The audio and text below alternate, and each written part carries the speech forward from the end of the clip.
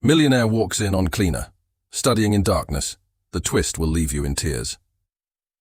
Comment below from which city you're watching, and hit the subscribe button for more such videos. He thought he was just going to lock up his mansion for the night. But what he found in the shadows stopped him cold. His cleaner, exhausted, sitting alone, studying in complete darkness. No lamp, no electricity. Just sheer determination, and a single notebook clutched in her hands. Why was she risking everything, working by day and studying by night in secret? And what the millionaire did next, no one could have predicted. Stay with me, because this story will break your heart. And then, it will change the way you see the world. By day, his world gleamed with light. The mansion stood like a fortress of wealth. Tall glass windows reflecting the sun, marble floors polished to perfection, chandeliers casting golden light in every room. Inside, the rhythm of life was smooth, controlled, and predictable. Staff moved silently, carrying out their duties with precision, careful never to disturb the man of the house. That man was Daniel Whitmore, a self-made millionaire. To the outside world, he was the picture of success, confident, commanding. A man who had wrestled his way up from the bottom and claimed his throne among the powerful. He drove cars that turned heads, wore suits that whispered of money, and lived in a house so grand it seemed untouchable. But even in all that light, there were shadows he didn't notice. And in those shadows lived someone whose story was quietly unfolding. Her name was Amina. To most, she was invisible, just another cleaner moving through the halls of a mansion too large to count the rooms.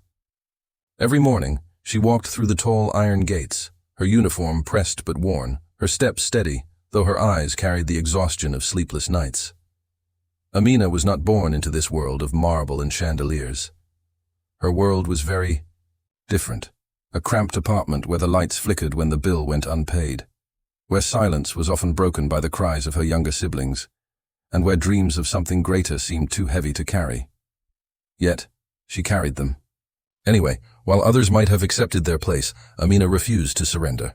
She believed in something bigger, in the power of education, in the chance to rise above her circumstances. She had seen too many people give up, swallowed by poverty and hopelessness. She would not be one of them. So even after long days, spent scrubbing floors and dusting shelves, she studied. Books borrowed from the library, notes scribbled on worn paper, dreams guarded like precious jewels. It wasn't easy. Sometimes it felt impossible. But her determination burned like a quiet fire, and she carried it everywhere, even into the mansion where she worked. There were moments, small, almost invisible, when her secret flickered into view, when she lingered just a second too long in the grand study, her hand brushing across the spines of books she wished she could read in peace. When she paused to straighten the desk in Daniel's office, her eyes catching on a line of text left open in a business journal. When she carried out trash from the guest rooms, only to find crumpled paper filled with notes and equations she longed to understand. No one noticed. Or if they did, they didn't care. To the world inside the mansion, Amina was just the cleaner, nothing more. But the truth was very different. She was a student, a fighter, and a dreamer who refused to let darkness define her. Daniel, for all his wealth, had his own blindness. He was the kind of man who believed he understood struggle. After all, he had built his empire with his own hands. He loved to tell the story of how he started with nothing, how he had clawed his way to the top. To him, poverty was a challenge, a test of willpower, something that could be beaten with enough drive. But what he didn't see was the quiet, unspoken struggles of those who lived below his line of sight. He didn't see how exhaustion carved itself into the faces of his staff. He didn't notice the way Amina's eyes burned with determination as she wiped down his polished desk. To him, the people who worked in his house were simply there, like furniture, like fixtures. He never asked their stories. Not yet. At night, when her shifts ended, Amina's true life began. In her tiny apartment, she would spread her books across a table barely big enough for dinner. Sometimes the light bulb burned out, and there was no money to replace it, so she studied by the weak glow of a candle. She memorized equations by tracing them with her finger, whispered vocabulary words into the silence, fought sleep just to hold on to a little more knowledge. Her siblings sometimes begged her to rest, to stop pushing herself so hard. But Amina would just smile, tired but fierce. "If I stop," she would say, "then what chance do we have?" And so she kept going, even when her body screamed for sleep, even when her mind blurred with exhaustion. But the mansion, with all its space and silence, offered something her home never could, a chance to study in peace. And slowly, quietly, Amina began to steal those moments. When her work was done, when the house was dark and the footsteps of the staff had faded, she would slip into a quiet corner with her books. There, in the silence of wealth, she pursued a dream that seemed so far beyond her reach. For weeks, maybe months, she believed her secret was safe. But secrets, no matter how carefully kept, have a way of rising to the surface. Daniel, though blinded by his own world, was not entirely unobservant. He had begun to notice little things. The way lights sometimes burned in rooms he hadn't entered, the faint sound of papers rustling in the silence of the night, the occasional shift in the air that told him he was not as alone as he thought. First he ignored it. He had no reason to care. But curiosity is a powerful thing. And soon he would find himself pulled toward the truth, a truth that would shake the foundations of how he saw his world. On one particular evening, the mansion was quieter than usual. The guests had gone, the staff dismissed, the night stretched, long and heavy. Daniel prepared to lock up, moving through the halls with the ease of routine. But as he passed by one of the smaller rooms, he noticed something strange, the faintest sliver of light seeping out from under the door. Not the golden glow of chandeliers or lamps, something softer, flickering. He paused. For a moment he considered walking away, but something in him, curiosity, instinct, maybe even fate, pushed him forward. He reached for the handle. The door creaked open, and what he saw inside stopped him cold. The heavy oak door creaked on its hinges, spilling a thin blade of golden light across the dark room. Daniel Whitmore paused at the threshold, his brow tightening as his eyes adjusted to the strange scene before him. The vast room, meant for meetings for luxury, was dark except for a single candle flickering on the floor.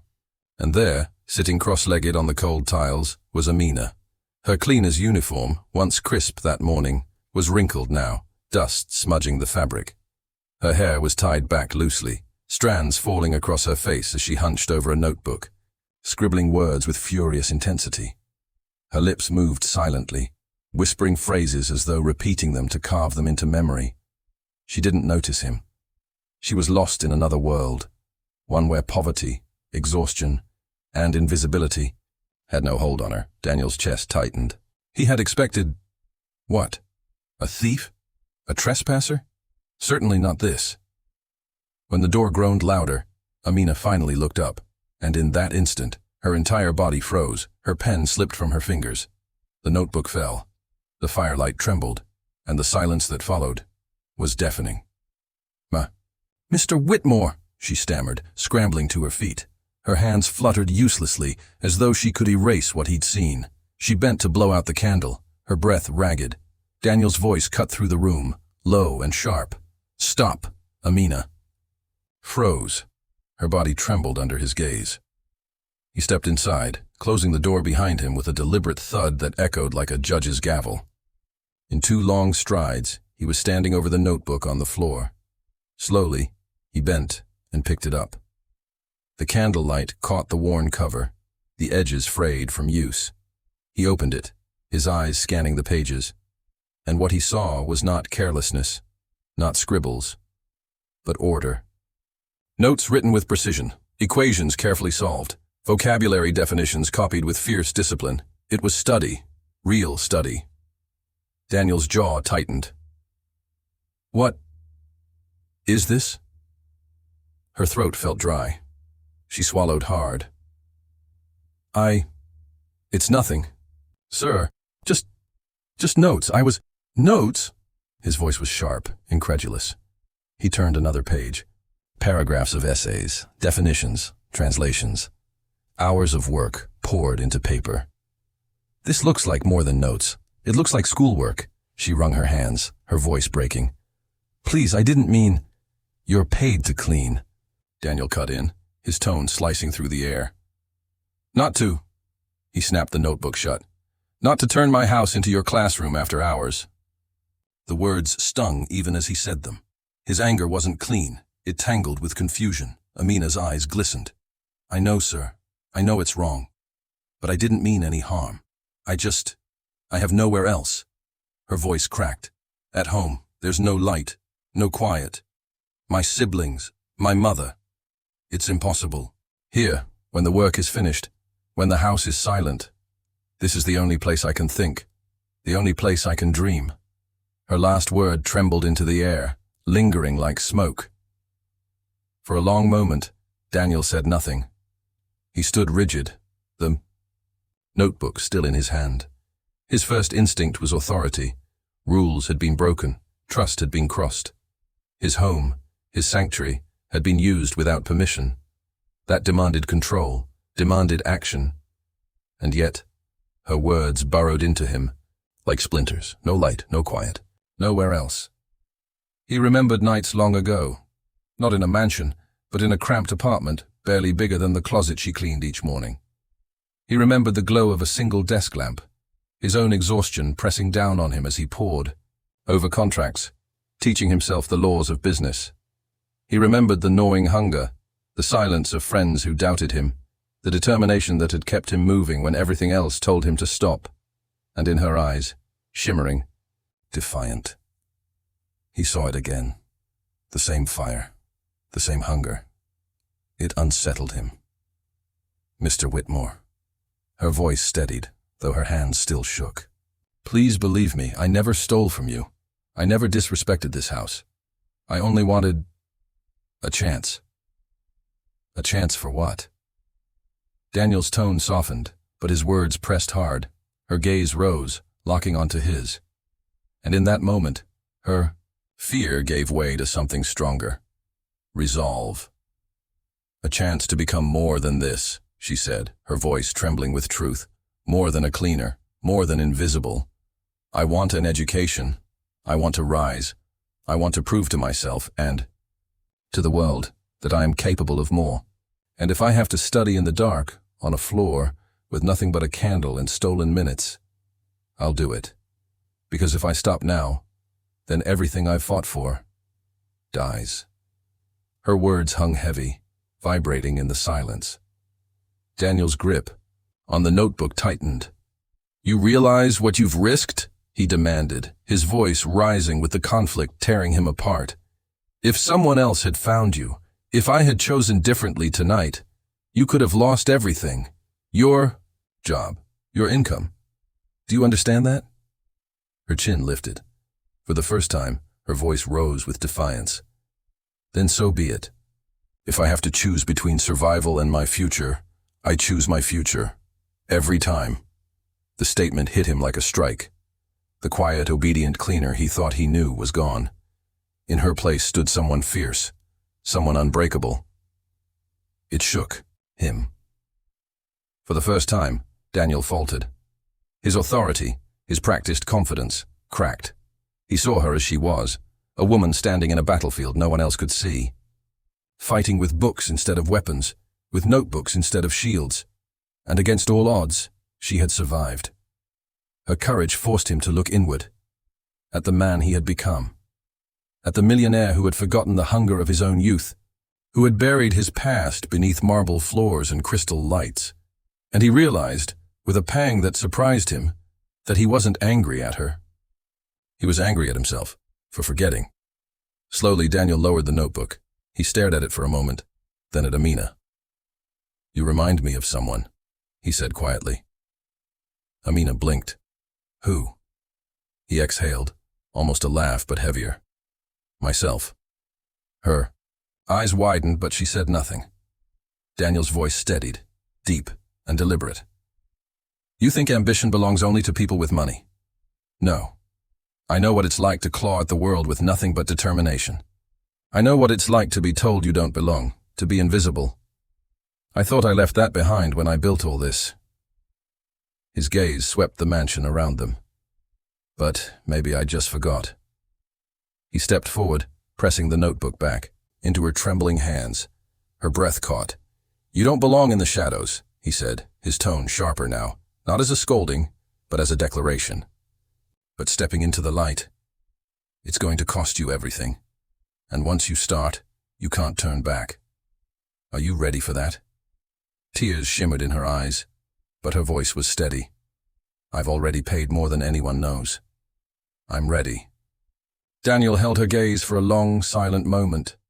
And in that silence, something shifted. The invisible wall dividing millionaire and cleaner, employer and servant, crumbled. For the first time, they stood as equals, two dreamers, separated by circumstance, bound by the same hunger.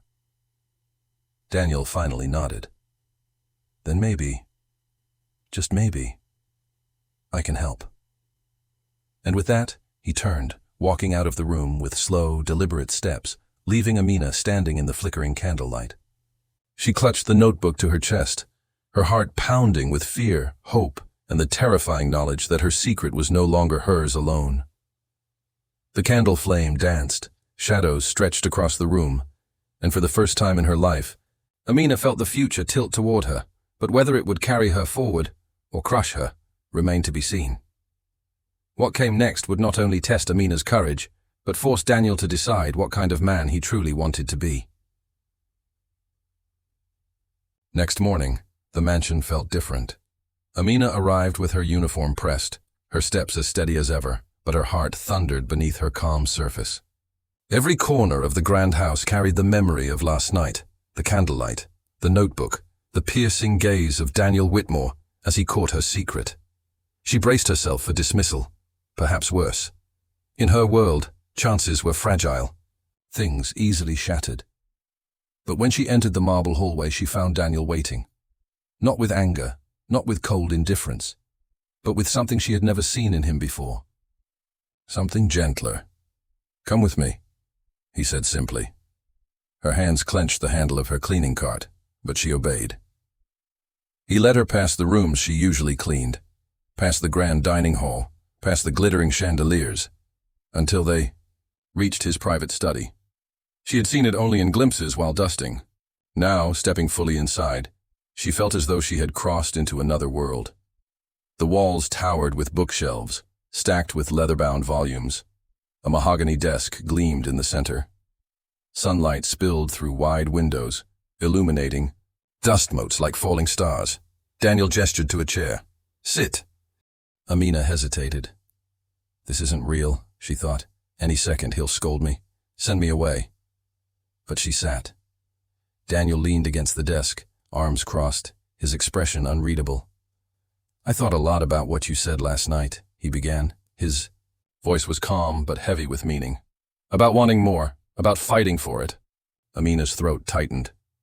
"I meant every word." "I know," he said.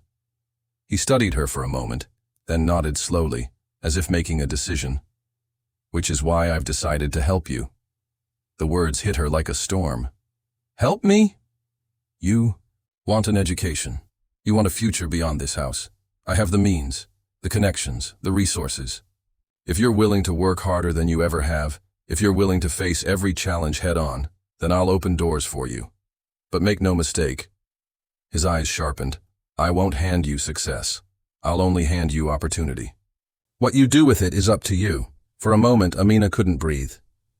All the nights of studying in the dark, all the whispered dreams, all the exhaustion. And now, the door she had been clawing at was being pulled open.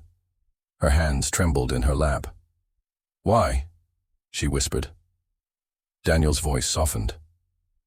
"Because once someone opened a door for me, and because I see in you the same fire I once had." From that day forward, Amina's life shifted. Her hours at the mansion shortened. Daniel arranged for her to attend evening classes at a local college, covering the costs himself. He gave her access to his library, his office, even his mentorship. The first weeks were brutal. Balancing work, study, and family stretched her to the breaking point. There were nights she came home so exhausted she collapsed without eating. Mornings when fear gnawed at her. What if I fail? What if I'm not enough? But every time she remembered that candlelit night, she remembered the fire inside her, and she pressed on. Daniel too changed. For years, his mansion had been a fortress, his life a machine built on efficiency and profit. But watching Amina struggle, watching her fight with every ounce of strength she had, reignited something he thought he'd lost. Her determination humbled him, inspired him, reminded him of the man he used to be. Months later, the breakthrough came. Amina, pale from sleepless nights, handed Daniel her first exam results. Her hands shook as he unfolded the paper. At the top, in bold red ink, was a grade that stunned them both. A tears blurred her vision. "I did it," she whispered. Daniel smiled, a rare, genuine smile that softened the hard lines of his face. "No," he said. "You earned it." That moment became the spark. With each class, each book, each exam, her confidence grew. She was no longer the cleaner who studied in secret. She was a student, a fighter, a woman stepping into the light. But the impact didn't stop with her. Her younger siblings, who once teased her for burying herself in books, began to follow her example. They studied harder. They dreamed bigger. Her mother, weak but proud, called her the hope of the family. And Daniel, once the untouchable millionaire, found himself drawn into her world. He visited her college lectures, spoke to students, even funded scholarships for others like her. Her fire became contagious, spreading beyond the mansion's walls. Yet success never comes without trials. One evening, after a long day of classes, Amina returned to find her mother gravely ill. Hospital bills loomed, debt piled higher. For a moment she faltered. The temptation to quit whispered in her ear. Go back. Work more. Forget the books. Survival comes first. But Daniel's words echoed in her mind. I'll only hand you opportunity. What you do with it is up to you. So she fought harder. She took on part-time tutoring jobs, studied between shifts, and poured her soul into every lesson. Her mother's condition stabilized, and though the struggle never vanished, Amina carried it like armor rather than chains. Years passed. Slowly, painfully, triumph began to bloom. Amina graduated with honors, her name called across a stage as applause thundered around her. She looked into the crowd and saw Daniel, standing tall, clapping with pride. Her siblings cheered, her mother wept, and for the first time, Amina allowed herself to believe. I did it. I became more. But her story didn't end there. She returned, not to clean, but to teach, to mentor, to lift others who had once been invisible, who studied in silence, who dreamed in darkness. And everywhere she went, she carried the memory of the night Daniel Whitmore opened that door. For Daniel, the impact was no less profound. In helping Amina, he rediscovered himself. He remembered the hunger that had built his empire. But more importantly, he realized that true legacy isn't measured in wealth. It's measured in the lives we change. He continued to fund scholarships. He opened community programs. And though the world still called him a millionaire, he no longer cared for the title. What mattered was being a door opener, a bridge, a reminder that greatness can rise from anywhere. And so the mansion that once stood as a fortress of wealth became something more, a symbol of second chances. Amina's candlelight studies had turned into a blazing torch, lighting the way not just for herself but for countless others. Her story proved a truth too often forgotten, that brilliance doesn't belong only to those born into privilege. That determination can outshine darkness. That even in the most unexpected places, a cleaner in a mansion, a notebook in the shadows, greatness waits to be discovered. And as Amina stood before her own students one day, holding the same worn notebook she once clutched in fear, she told them, no matter how dark it is, no matter how heavy the struggle, keep fighting, because sometimes the smallest light is enough to change everything.